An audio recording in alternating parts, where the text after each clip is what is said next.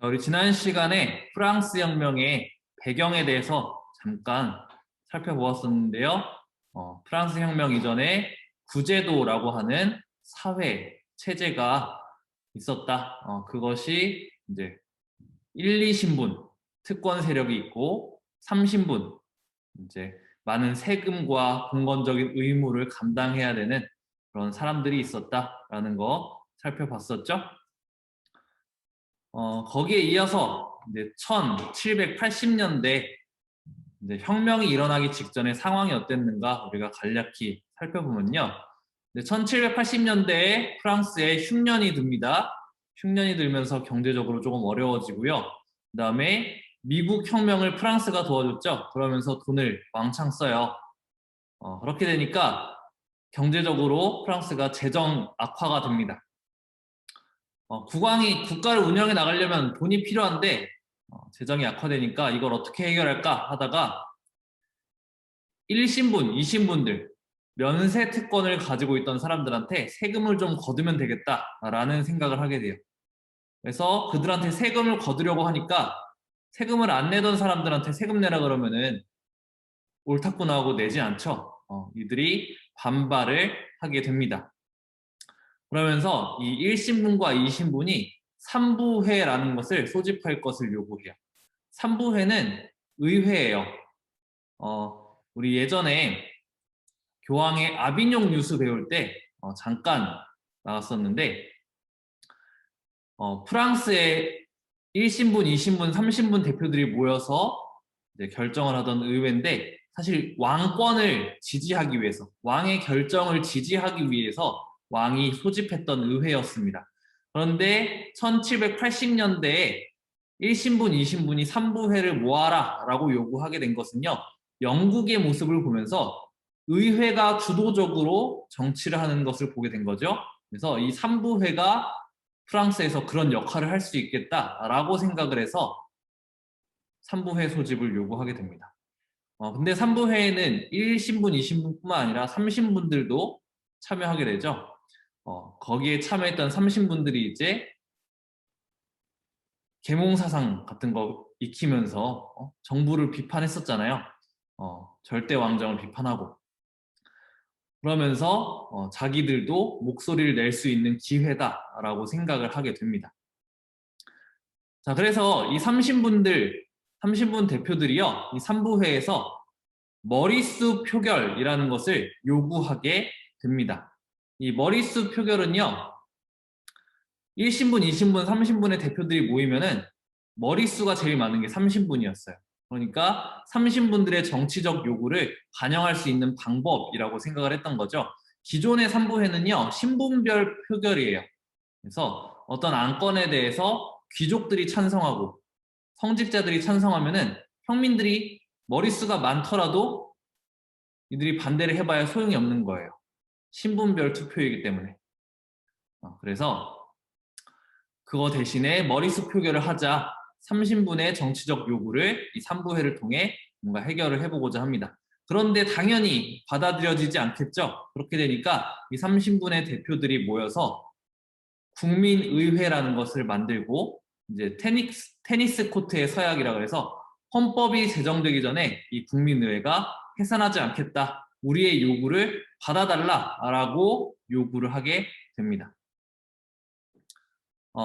이때 이제 3부에 참여했던 또 국민의회를 만들었던 3신분 대표들은요. 3신분의 상층부에 있던 상공업자들, 다른 말로 우리가 부르주아라고 불러요. 그래서 이 부르주아 계층이었습니다. 그래서 국민의회는 부르주아 계층이 이제 주도해서 형성을 하게 되죠. 프랑스 국왕이요, 이 국민의회를 처음에는 그래? 하고 들어주는 것 같더니 나중에는 이들을 탄압하기 시작합니다. 국민의회가 탄압당하니까요, 이제 이들을 지지했던 파리의 시민들, 그러니까 부르주아가 아닌 그 아래 계층의 평민들이요, 이 국민의회를 지지하는 움직임으로써 봉기를 일으키게 됩니다. 그래서 바스티유 감옥을 습격해요. 바스티유 감옥은 전제 정치의 상징이었어요. 여기에 정치범들이 수용되어 있었다 그래요. 예전에는. 그러니까 국왕의 절대적 권위에 도전하는 사람들이 여기에 갇혀 있었다고 하는데, 사실 프랑스 혁명이 일어나던 시기에는 이 바스티유 감옥이요, 그런 감옥으로 쓰이지 않았어요. 그냥 소수의 잡범들, 어쨌든 범죄이긴 하지만 정치범이 아니라 뭐 소매치기라든가 이런 정도의 범죄를 저지른 사람들이 갇히는 곳이었다고 해요. 그래서 실제로 파리 시민들이 바스티유 감옥을 습격했을 때도요, 67명 정도밖에 안 갇혀 있었대요. 그것도 정치범이 아니었고. 그렇지만 이제 전제 정치의 상징처럼 여겨지던 바스티유 감옥을 습격하면서 이제 프랑스 혁명이 시작이 됩니다. 파리에서 이렇게 봉기가 일어나니까요, 이 봉기가 지방 각지로 확산이 되게 돼요. 그래서 농민들이 이제 귀족을 공격합니다. 1, 2 신분들을 공격하기 시작한 거죠. 그리고 장원 문서를 불태워요. 이 장원 문서는 우리 제3신분들이 봉건적 의무를 여전히 가지고 있었다라고 이야기했었죠.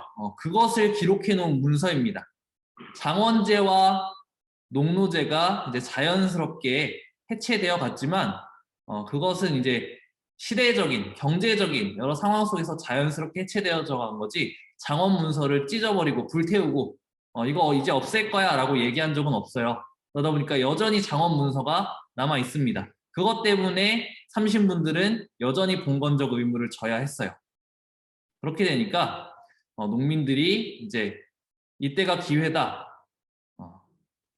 귀족들을 공격하면서 장원 문서를 불태우게 되죠. 그동안 억눌려 있던 삼신분들의 불만이 터져 나오게 되었습니다. 자, 이러한 삼신분들의 지지를 바탕으로 국민의회가 개혁을 추진하게 됩니다. 개혁을 추진할 수 있는 그런 정권도 어느 정도 잡게 된 거죠. 그러면서 봉건제 폐지를 선언하는데요. 이 봉건제 폐지는요, 쌍무적인 계약관계에 의한 주군과 신하가 맺었던 그 봉건제를 의미하는 게 아니라 당시에 프랑스의 사회체제, 그러니까 구제도, 그리고 삼신분들이 져야 했던 봉건적인 의무를 의미해요. 그래서 국민의회가 봉건제 폐지를 선언하면서 봉건적 의무, 삼신분들이 져야 했던 그것들 중에 일부를 없앱니다. 사실 전부 없애지는 못하고요, 일부를 없앴다고 해요. 그러면서 인간과 시민의 권리 선언이라는 문서를 발표하는데요. 여기에서 이제 이 혁명이 추구하는 바가 무엇인가를 선언하게 됩니다. 이 내용을 보니까요, 미국 혁명의 독립선언서에서 이야기하던 것들이 많이 반영이 되어 있는데요. 영향을 미쳤다 그랬죠? 천부인권, 하늘이 부여한 신성한 침해할 수 없는 권리가 있다. 결사의 자유, 어떤 단체와 조직을 만들어서 행동할 수 있는 자유. 주권 재민, 주권은 국민에게 있다. 국민 주권과 상통하는 말이에요. 그 다음에 법 앞에서의 평등, 법은 모두에게 동등하게 적용되어야 된다. 재산권, 개인의 재산은 함부로 뺏어가거나 할 수 없다. 라는 거죠. 거기에 더해서 뭐 언론의 자유라든가 뭐 기타 등등 다양한 권리들을 요구하게 됩니다. 그런데 여기서 이야기되는 권리들이요, 대체로 보면요, 부르주아 계층이 추구하던, 부르주아 계층이 계몽 사상을 연구하면서 이야기했던 것들이 많아요. 그래서 삼신분 전체의 이익, 삼신분 전체가 바라던 것들이라기보다는 부르주아 계층의 어떤 이상을 반영하고 있습니다. 그래서 이 국민의회가 헌법을 제정하게 되는데요. 이 헌법도 부르주아 계층의 이상을 반영하고 있어요. 그래서 입헌군주제와 재산에 따른 제한선거제를 담고 있는 헌법이 만들어지는데요. 왕을 쫓아내지 않습니다. 삼신분들이요, 프랑스의 구제도 하에서 신음하면서도 왕에 대한 신뢰가 있어요. 왕이 잘못해서 우리가 힘든 게 아니라 1신분과 2신분이 잘못해서 우리가 힘든 거야. 왕 곁에서 바른 정치를 못하게 하는 1신분과 2신분을 혼내주자라는 생각이 좀 강했습니다. 그래서 왕을 쫓아내지 않고 입헌군주제, 의회와 법을 통해서 이 왕과 함께 정치를 하면 되겠다 생각을 했고요. 재산에 따른 제한선거제, 그러니까 상공업으로 어느 정도 재산을 쌓은 부르주아 계층들만, 자신들만, 그러니까 국민의회를 만들었던 30문 대표들, 자기와 비슷한 사람들만 정치에 참여할 수 있게 제한선거제를 만들게 돼요. 자, 이렇게 프랑스 혁명이 시작이 되고 국민의회가 개혁을 이루었습니다. 이런 상황 속에서 다른 나라들이 걱정에 빠진 거예요. 저 프랑스 혁명과 같은 일이 우리나라에서도 일어나면 어떡하지?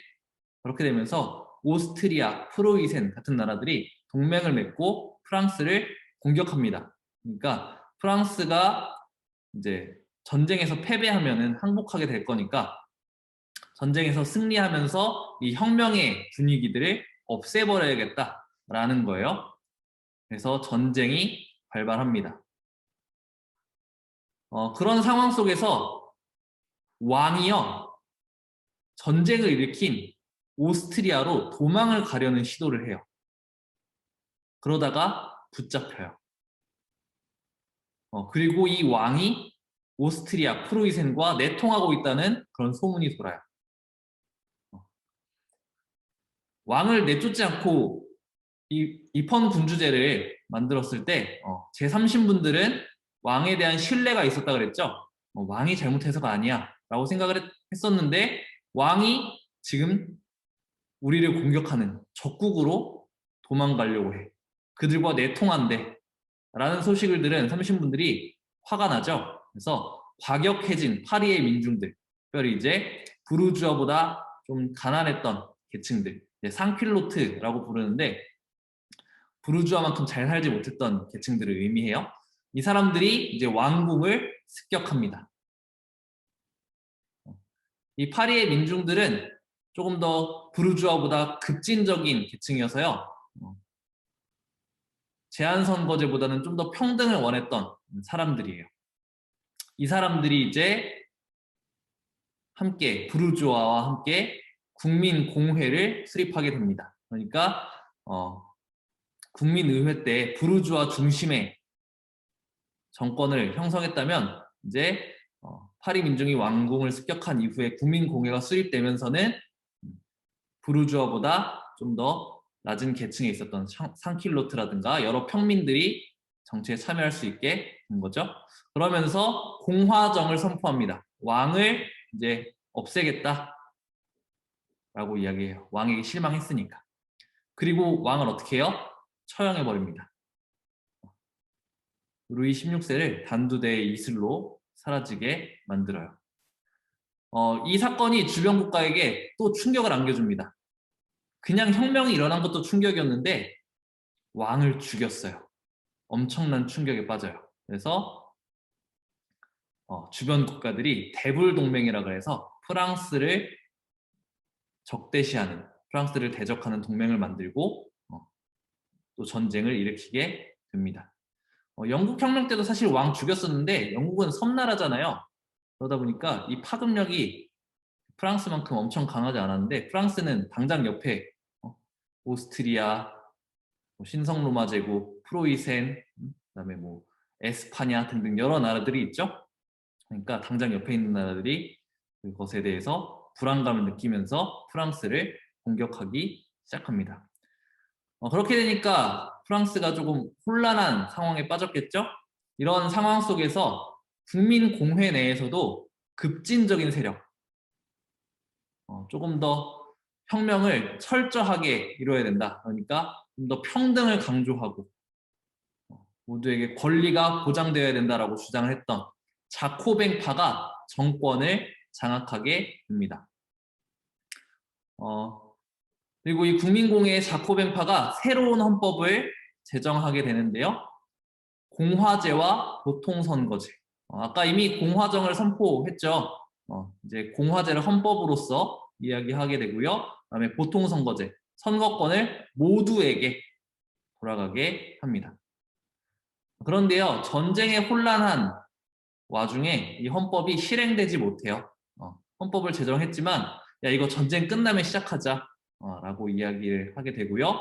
전쟁이라는 혼란한 기간 중에 이제 다른 의견들을 조금 제거하는 공포 정치를 펼치게 됩니다.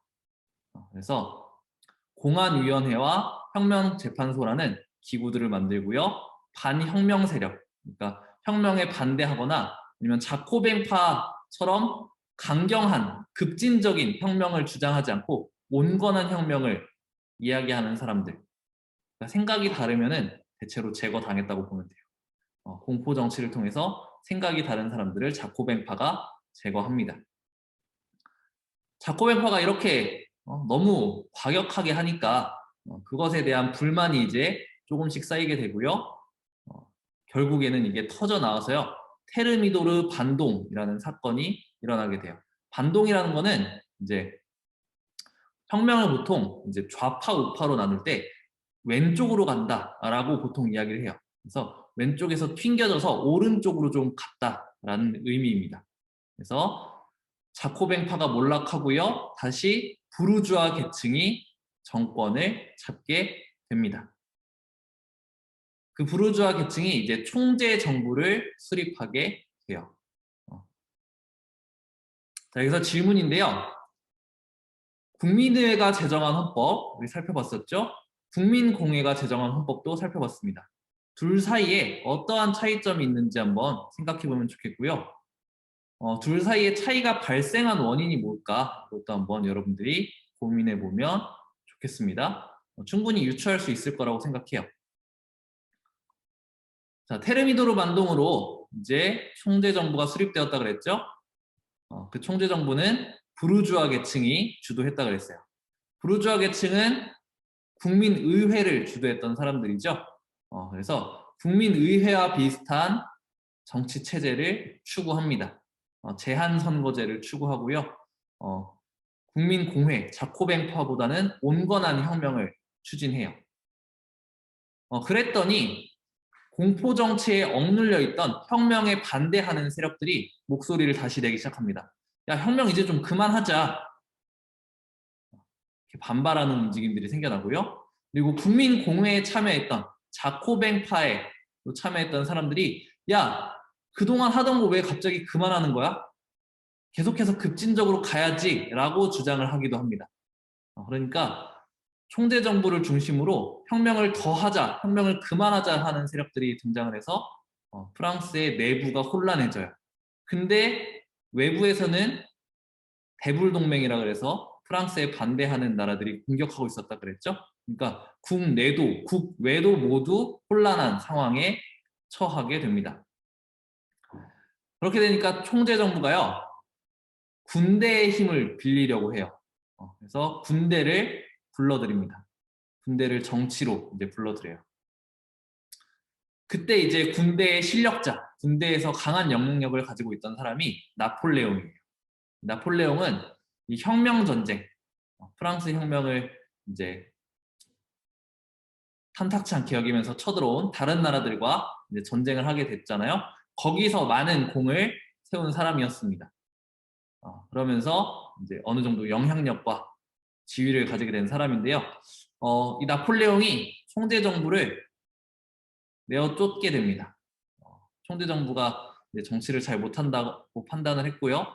이런 혼란을 잠재우고 프랑스를 안정시킬 사람이 나다라고 생각을 해서 이제 총재 정부를 쫓아내고 통령 정부를 수립합니다. 그리고 자기가 그 통령에 올라가게 돼요. 그리고 우리가 다음 시간에 배우겠지만 나폴레옹이 황제에 즉위하게 됩니다. 그래서요, 이 나폴레옹의 쿠데타, 브리메르의 쿠데타라고도 하는데요. 이때를 이제 프랑스 혁명이 끝나는 시점이다라고 보통 이야기를 합니다. 그래서 바스티유 감옥 습격 사건에서부터 브리메르의 쿠데타, 나폴레옹의 쿠데타까지 이 시기를 우리가 프랑스 혁명이라고 부르고요. 종종 어떤 책들에서는 프랑스 대혁명이라고 부르기도 합니다. 프랑스 대혁명이라고 부르는 경우에는 그 이후에 일어났던 우리 다음에 배울 텐데요. 7월 혁명, 6월 혁명까지 긴 프랑스 혁명의 기간으로 보는 경우에 요 바스티유서부터 나폴레옹의 등장까지를 좀 특별하게 대혁명이라고 부르는 거예요. 이 프랑스 혁명은요, 전형적인 시민혁명이라는 평가를 받습니다. 전형적이다라는 것은 다른 시민혁명들의 특징들을 살펴봤을 때 공통적으로 나타나는 모습들이 프랑스 혁명에서 굉장히 잘 나타난다라는 거죠. 그래서 프랑스 혁명은 전형적인 시민혁명이었는데 보니까 왜 그랬는가? 공건적인 신분제를 타파하고자 노력했다. 프랑스적인 이야기로 한다면 부제도를 없애려고 삼신분들이 봉기를 일으켰다. 특별히 부르주아 계층들, 상공업자들, 이 사람들이 처음 시작했고 상공업자들, 부르주아들보다 좀 낮은 계층의 사람들이 그 뒤를 따라서 함께 일어났죠. 다른 지역에서도 시민혁명들이 일어날 때 보면은 비슷한 양상을 띠더라. 그렇게 되면서 이제 시민사회를 형성하고 평민들도 권리를 누리는 제3신분들도 정치에 참여할 수 있는 그런 사회를 형성하게 되었더라. 그 다음에 자본주의의 발전을 위한 토대를 마련했다. 여러 가지 법적인 제도들, 권리들이 보장이 되기 시작하면서 경제적으로 조금 더 자유롭게 참여할 수 있는 여건이 마련되었더라라는 겁니다.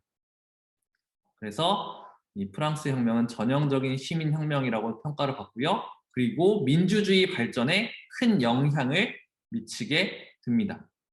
이 프랑스 혁명에서 주장되었던 것이 자유, 평등, 우애의 정신이라고 하는데요. 이 자유, 평등, 우애의 정신이 다른 나라들에도 영향을 미치게 돼요. 다른 나라들이 대불동맹을 맺으면서 프랑스의 혁명이 전파되지 못하게 막으려고 열심히 노력했지만 결국에는 전파가 돼요. 우리 다음 시간에 살펴보겠지만 나폴레옹이 유럽을 정복하고 다니거든요. 그러면서 자유, 평등, 우애의 정신이 다른 나라들에게도 프랑스에서도 더 완성이 되어가면서 민주주의 발전에 영향을 미치게 됩니다. 여기서 자유라는 거는요, 우리 지난 시간에 미국 혁명 배우면서 자유주의라는 표현 잠깐 했었는데요. 그것과 상통하는 이야기예요. 그래서 신체의 자유, 종교의 자유, 표현의 자유 이런 것들을 포함하고요. 정치에 참여할 수 있는 자유. 그동안 30분들이 정치 참여를 제대로 못했다 그랬죠? 배제되어 있었는데 정치에 참여할 자유를 이야기합니다. 그리고 거기에 대해서 경제적인 자유를 이야기해요. 경제에 어떤 제약 없이 참여할 자유. 거기에 대해서 경제 활동을 통해서 얻은 재산에 대한 내 소유에 대한 자유, 재산권 이런 것들을 자유라는 것에서 이야기합니다. 그 다음에 평등은요. 권리의 평등. 그러니까 30분들이 1, 2신분만 누리던 권리를 함께 누리게 되는 권리의 평등. 그리고 기회의 평등.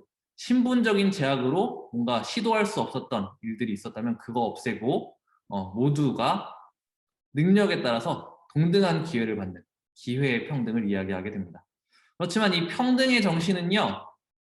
100% 완벽하게 달성되지 못해요. 프랑스 대혁명 기간 동안에. 사실 자유도 마찬가지고요. 우애도 마찬가지예요.